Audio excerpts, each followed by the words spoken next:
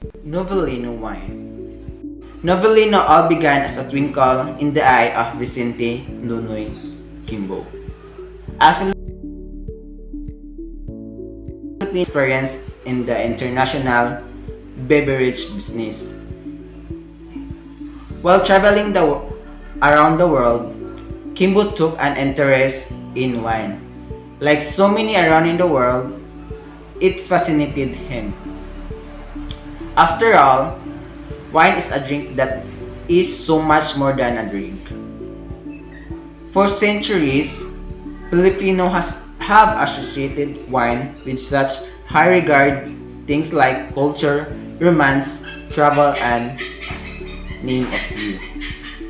In 1999, Nonoy Kimbo founded a Novellino Wines guided by vision of building a wine drinking culture among typical Filipino. Has solved amidst the many varied choices and taste barriers. Nonoy dared to ask a question. If wine has a strong global appeal, why is wine consumption in the Philippines is so low? Kimbo dedicated himself to unlock this mystery. After careful examination and market research, Nonoy came to answer. He attributed it to the three key factors: the taste, price, and the familiarity. Filipino wanted to drink wine but they didn't like the taste of the traditional drug. They assumed it was not within their budget, and they were often overwhelmed by a vast number of brands and varietals. Nonoy set out to launch Novellino wines. However, let it be clear that Nonoy Kimbo didn't start Novellino wines so that they could successful company.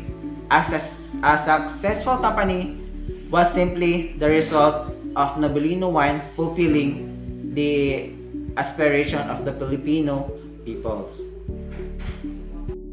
Before we dive into what made Novellino successful, take a look at the traditional wine business model. In order for Kimbo to add the three key factors of taste, price, and familiarity, he knew he would need to adapt structures more or less in line with the traditional chateau structure. When wines first started producing wine, their intention was to produce the wine for the taste preference of the region where it was made. A traditional European chateau would own the entire winery operation from the planting of the vineyards to the distribution of the merchant. This structure requires a tremendous amount of investment, which is why the wine business today is quite different than it was back in the olden days. From vineyard, chateau owned the vineyard. Winemaking and bottling, chateau blends bottles and label the bottle. In distribution, chateau distribute the wine. In this day and age, winemaking has become a very specialized. Every major aspect of the business is independent of one another. The farmer sells his grapes to the winemaker, who makes the wines and sells labels the wine and sell it to the distributor. Distributing is a multitude of different brands. Kimbo's visions of an affordable and recognizable sweet wine in the Philippines required more controls over his operations. He will need to own his production to justify his spend in advertising, and he will need critical mass in a volume to offer his wine and an affordable price for the Filipino people. As a brand new company within virtually no volume, Kimbo needed to get a creative. Farmer harvests the grapes, sell to the winemaker and juice maker. Winemaker mix the wine, sell to the blender. Blender bottles and label the wine and sells to the distributor. Distributor non-exclusive sells multiple brands. In order for Kimbo to address the three key factors of taste, price, familiarity, he knew he would need to control more aspects in his operation than the modern wine business would. He also not know that he would inevitably need the source of the grapes outside the Philippines, since the tropical climate doesn't make for a good grapes growing condition.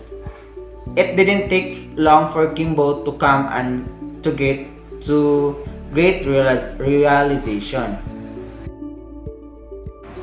The modern day winemaker gets his grapes from the farmer, but the winemaker is not the only customer of the farmer.